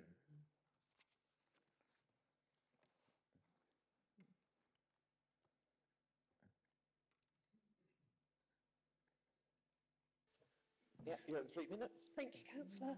Good morning, councillors. My name is Debbie Newcombe and I'm the agent for this application. We are seeking to gain outline planning permission for a local needs bungalow for the applicant whose mobility has been greatly reduced due to ill health. He now needs to prepare for the future where he knows eventually he'll need to be in a wheelchair. Medical records can be provided to confirm his illnesses. His current property would not be suitable for a wheelchair and could not be easily adapted. He wishes to remain in Pancrasweek where both his son and daughter live, so they'll be close by when him and his wife become more reliant on them. They've lived in the parish for over 20 years. His daughter lives in Barley Platt, which is adjacent to the site, so the proposed bungalow is ideally located for her support. Pancrasweek does not have a development boundary. Its only community facilities are parish hall and church. There are only 2 dwellings close to these facilities, So whilst a settlement in policy terms, not what you expect in reality. The parish is made up of small clusters of properties.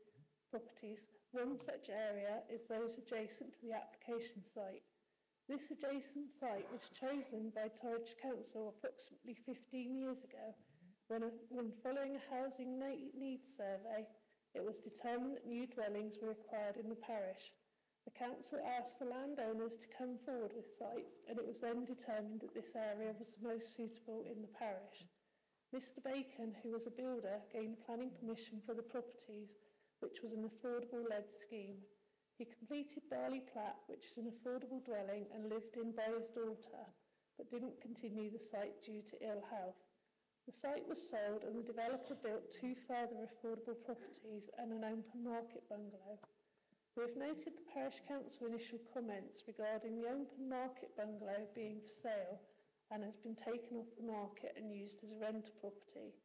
This bungalow would not be suitable for Mr. Bacon's future needs as it's not fully accessible by wheelchair. The main point in the officer report seems to be the principle of development. We would argue that this area is a rural settlement and that a local needs dwelling is justified. With regard to policy DM24, the proposal meets A, in that it forms part of a small, closely grouped built form. B, the scale is proportionate to the settlement size, form and character. C, the site is directly adjoining the built form. D, the size of the dwelling would not be any larger than the justified need. E, it would not harm the settlement's rural character and setting. F, the applicant would enter into legal agreement to ensure that the dwelling was retained as a local needs. We respectfully request you to consider the needs of the applicant and the suitability of this proposed site. Thank you, councillors. Dead of 3 minutes. Thank you. Our second public speaker is Mr. Tim Bacon.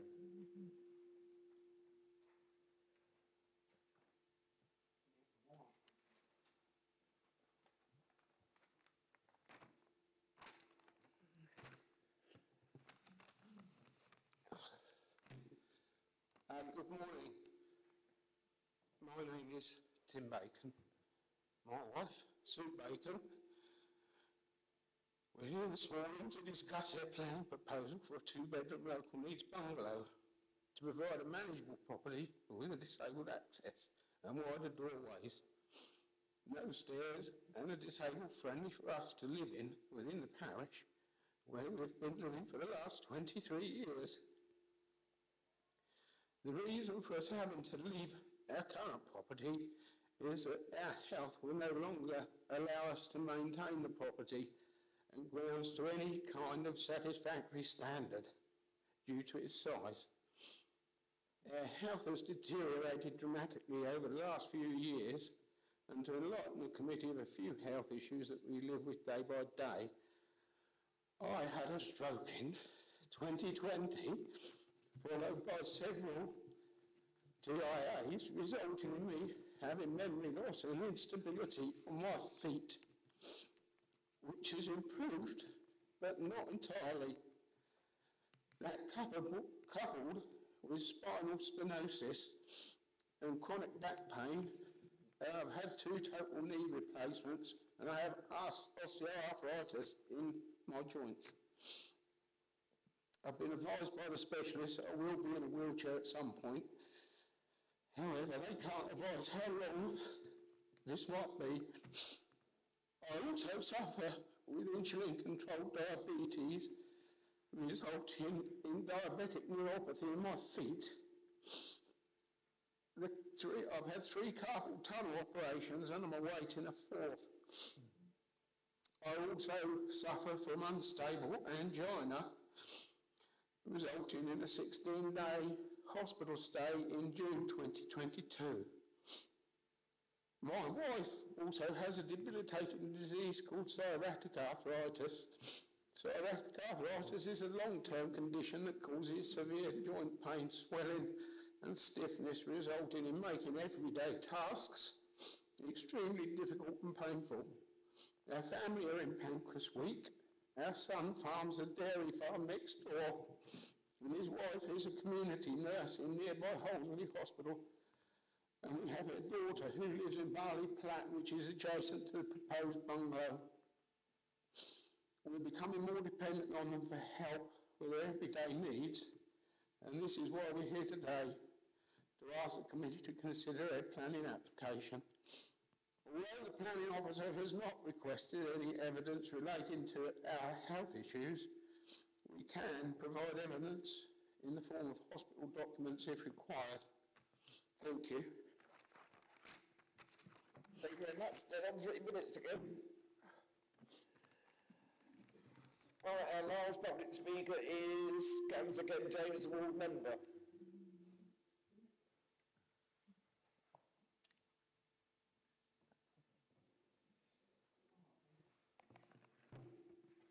Good morning, everyone. I will apologise for it's almost a regular appearance now before the committee, trying to defend the rights of our communities in rural areas, which is becoming quite, and I will come to something later on that. On this particular application, it's disappointing that it's a Zoom visit and not a physical visit, because you would have seen the affordable housing that was already there. And they're there as a result of planning policy of this council back in 2008, 9 and 10, where we had an affordable housing working group that actually went out looking for sites to provide a local need affordable dwellings in the countryside. Seemed a bit rebellious now when you look at it. On the other hand, we've just sent out emails to parish clerks asking landowners to volunteer land that could be used to build local need or CLT, CPT types of dwellings in rural areas. So people looking at this will start wondering, are we just 20 years nearly behind the curve, or have we just reinvented the wheel? So I fully support this. It's right next door to existing local need dwellings. And I've got a whole lot I'd say, and I hate reading notes, as you know, but there was one thing. The government has just announced a substantial amount of money to go to an organisation called ACRE, A-C-R-E. Took me ages to find out what it meant, Action with Communities in Rural England, which is also being administered by the RSN, which is the Rural Services Network. And this money, and I've seen figures varying from 2.5 to 80 million, which seems a little bit high, to employ rural enablers to go out and find where we can build affordable housing in rural areas. And the reason given is that, and I quote, nobody living in a rural, and I'll do it slowly, nobody living in a rural area should be disadvantaged by where they live. I think that's a very simple message that we, as a committee, and you're not here to judge on the policy, that should be correct when it comes to you. You're here to judge whether there is material considerations that affect our communities that we should be taking note of. And any documentation should follow that. The principle of our constitution is that members at this committee decide what is material consideration, and then the planning considerations should follow that. So on that, I fully support it. It is already an affordable housing site. We've actually got a TA family in one of the affordable housing because the child needed to go to Bridgewater School, and for reasons which I won't discuss in public, but we were able to place a family that was evicted under the 21 notice in one of the dwellings. So you've heard from Mr. Bacon, his needs, and I fully support that, and I just think we need to move on as a community. Thank you for your time.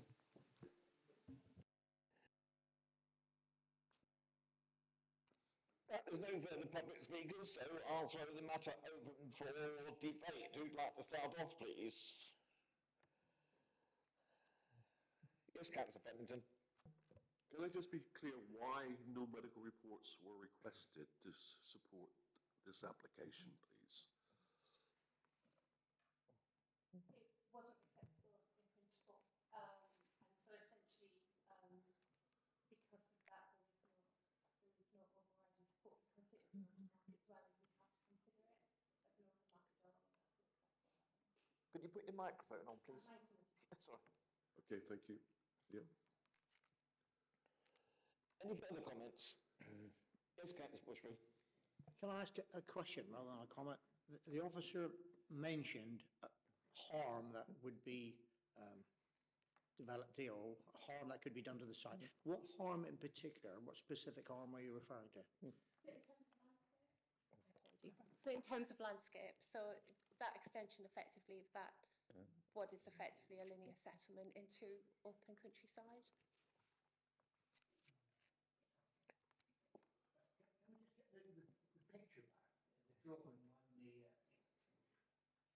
The plan, Councillor Bushby.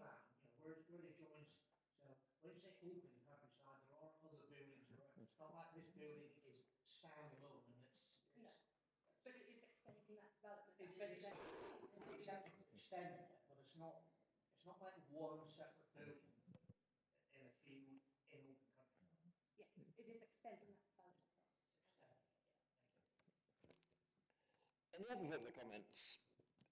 Bearing in mind, if you want to approve it, you do have to state planning material considerations and policies.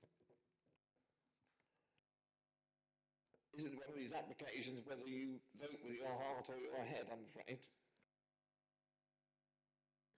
Could I just ask a question, please? The application is for a local needs dwelling, and it's referred to as an open market dwelling. Can you advise me as to the distinction between the two? Yes, Councillor Heppel, thank you. So the local plan are adopted policies against which that's your starting point, is very clear in the local needs is only enabled as an occupancy restriction through Part 3 of STO 7, which specifically refers to rural settlements. So STO 7 is a strategic policy that then enables sort of further more detailed policies in the plan. So STO 7.3 then linked with that is policy DM24, and the key sort of trigger for local needs therefore to be considered is that the settlement, it must be a rural settlement, and there's a definition of rural settlement in the local plan, and this particular site does not fall within a rural settlement, hence therefore there's no policy provision for such a use or an occupancy restriction in this location. Can I just is it impossible to make it a local needs dwelling in planning? I understand that it's contrary to policy, but in these circumstances, can it not be contrived to become a local needs dwelling? So that would be open for committee through their consideration against that policy. There would need to be a clear justification to go against that very clear policy position, so really strong material considerations. It is open to committee to impose a local needs restriction, and this committee has done that previously where there is no policy support for it. But certainly your officers would urge caution around that where there's a clear conflict with the local plan. Yes, Councillor Heppel. If it's within our ability to approve this as a local needs dwelling, having listened to what I've listened to and weighing up the balance, I would propose that we approve the application as specifically as a local needs dwelling.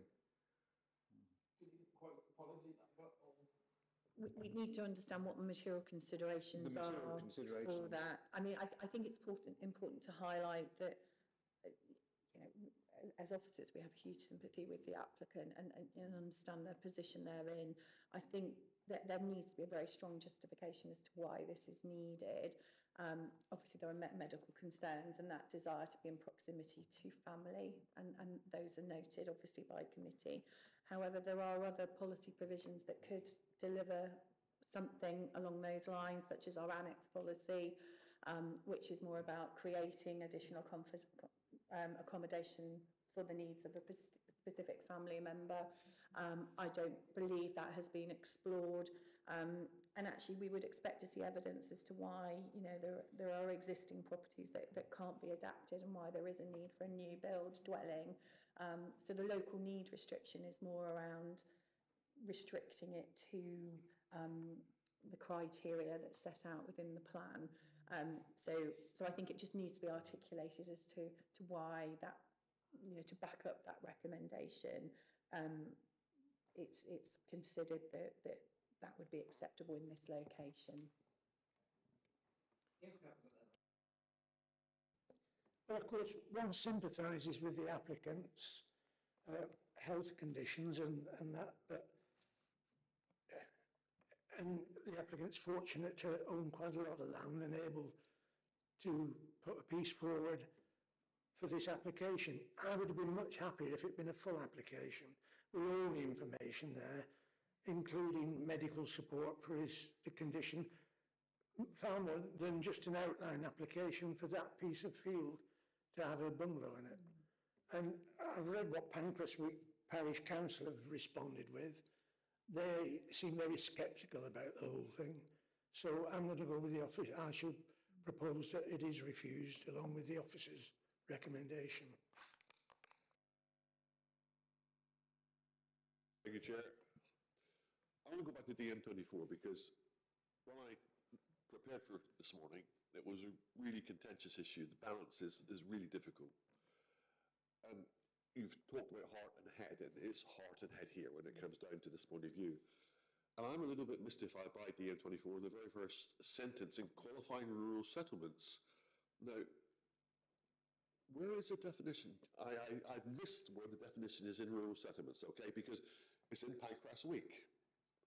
It's not in the village. Is Pancras Week rural?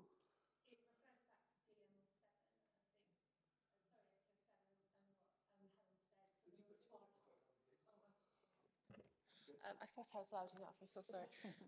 And there are 4 parts to that. Open countryside falls into part 4. The definition of rural settlement falls into part 3. And that requires it to be... I've got the exact definition there, Nikki. Oh, okay. So this is the glossary of the local plan. So this okay, thank you for that. I've missed that then. So there's a small, closely grouped cluster of houses that contains at least one identified local service or community facility. Then I've missed that definition. But if I look at your maps, and when an elephant's got a trunk, it's an elephant, surely. And when you look at where the housing is, and you look at if that's not a rural settlement, and I think, again, it highlights the deficiency we have in our local plan, because we as in the planning committee now are put in a position where we are being shown need, and I would like to see more demonstration of need from medical reports to support this. And I think we've got a joint planning policy committee that's got to really hammer down what our local community needs, because we can't get social care workers any longer. They've all gone off to work in supermarkets. Who is going to care for the elderly unless it's family? And Hart says, absolutely, this should be passed. So but I'm looking for policy. So and I have the M24 because it was rural policy. And I have little else to go on. And I'm really stretched because I remember, Councillor Locke will remember an application many years ago in the similar area where we went with a Hart and we paid very dearly on the expenses with it. Went for a judicial review. So the point here is that facility, that local service, and this is why this particular area doesn't satisfy that criteria. And the whole purpose of that is to prevent isolated settlement without any community services. Can I ask any of the committee, can you give me any other policies that I can argue that this should be approved upon? Because that's where I want to go, but I have to be very careful, and I am aware of what's happening here. So I leave my comment there at the moment. I'm still wavering because I want to approve it, but I feel I haven't enough at the present moment. I'll put the cat amongst the pigeons then, and I'm going to ask Emma Smith, the planning manager, would it be an option if we ask the applicants to withdraw this application and resubmit a full application, given all their medical concerns, etc., etc.? Because I think, people want to approve it, but we are struggling to find the right policies, and I don't know whether that would be an option. My feeling, and that the head of legal and governance will I'm sure have a view as well, is that there is an application before you today that needs to be determined. You have a recommendation for refusal. It would be open for you to refuse it or approve it. You could defer, another option would be deferral, but that would still be the same application that's in outline. My feeling is you couldn't resolve to direct that they withdraw it, but I would welcome Stacey's view on that. We can't do that at all, and I think we're running the risk of non-determination and having that decision taken out of our hands. So, Councillor Pennington, you'll need to find a policy if you want to go against officer recommendation. I just thought I'd put that out there. Yes, Councillor Bush.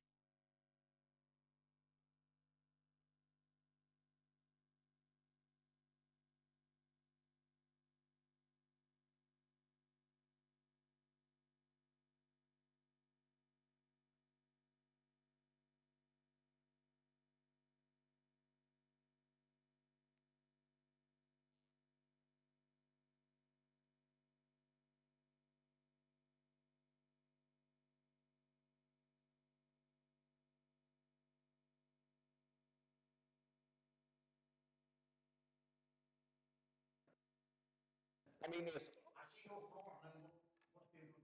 Yeah. I mean, I do hate the word in the open countryside because it's just not in the open countryside. Then, what policies are you going to put forward for approval? DM24? In my view, it can be, subjectively, it can be interpreted as being part of a settlement. So have you got a policy number for that then? No. I shall be advised by planning officer. Yeah, so I would sort of raise caution around trying to use DM24 because it's very clear settlement and rural settlement are different things. There's a clear definition of rural settlement, and this cluster of dwellings does not fall within that. So I think your officer's clear view is that it would not be possible to use DM24 as a reason of compliance with that as support for the proposal. The strategic overarching policy is ST07, so part 3 directly links to rural settlements and enables DM24. So that isn't applicable here. You're then, the only policy you're left, which is set out in the officer's report, is ST074, which refers to the countryside as opposed to open countryside. And that says beyond local centres, villages and rural settlements. So that's where you are spatially in terms of where this site is. And part 4 says development will be limited to that which is enabled to meet local economic and social needs, rural building reuse and development which is necessarily restricted to a countryside location. So, but what's enabled in terms of local economic and social needs would be the corresponding policies. So DM28, for example, which is a rural workers policy, is enabled through part 4 of ST07, but a local needs dwelling in such a location without firm, robust evidence as well, I would question whether you could use that, but that would be probably the only policy that you could assess it against. Referring to the MPPF then, rural housing, bullet point 78. In rural areas, planning policies and decisions should be responsive to local circumstances and support housing development that reflect local needs. Could we not use MPPF 78? I think you'd have to articulate what those local needs are. The MPPF is a material consideration, but you would have to articulate that outweighed the very clear policy position set by the adopted local plan, which is your starting point. Councillor Whittaker first. Thank you, Chair. I was just thinking, and it's only a thought, and I'm not in a position to do any more than that. If we refuse the application today, given the circumstances that the applicant finds himself in and his wife, is it not possible that they will come back with a full application, which we would be far better actually to consider? and may well, in time, be able to approve. Yes, Councillor Apple. Sorry, I'm new to sitting on the Plans Committee and I should know the answer to this question, but in approving an application, do we need to quote a policy? Yeah. We do. And put clear reasons to go against the officer recommendation as well. So under sort of planning law, the legal duty is, the plan is the starting point. So for a legal, robust decision, that is your starting point, and you only go against the plan where there are material considerations that indicate otherwise. The new Levelling Up Regeneration Act will change actually that element to strong material considerations. So it is important that that's articulated. Yes, Councillor Apple, come back. Just one more point then. Have we not heard some very material considerations? That's for the committee to put weight to. It's whether you feel there's sufficient evidence. I think the discussion around it being an outline with all matters reserved, I would suggest it's difficult to see if it is a medical reason. You're not seeing actually what is that accommodation that's being provided. Why can't other properties be adapted? I don't know to what extent evidence come in to address all of those matters. The annex policy that we have in the local plan is very much there for circumstances like this. It's a much more sustainable way of meeting individual needs without additional homes in a location where the policy doesn't support it. So it's of course open to members to go against the recommendation, but I must urge, and I'm sure that the Head of Legal and Governance would back this up, that there needs to be clear material reasons linked to policy, and the plan is your starting point. Yes, Councillor Ames. Yeah, I was just going to ask in the process of assessing whether there was a need, whether the officer actually looked at the bungalow, which is for rent, as I gather, next to the site. Was that an admissible thing to do, to see whether it could be adapted? So that wouldn't necessarily fall within my remit. I did check to make sure that it had been for sale, and that was confirmed through Google. But it falls outside of my remit as a planning officer to enable that. That needs to sit with the applicant. Councillor Pedersen was next. Yeah, I want to go to policy SD17, balanced local housing market, point 2. And well, when I looked at trying to get reasons before coming in today, I went to this one because it's a balanced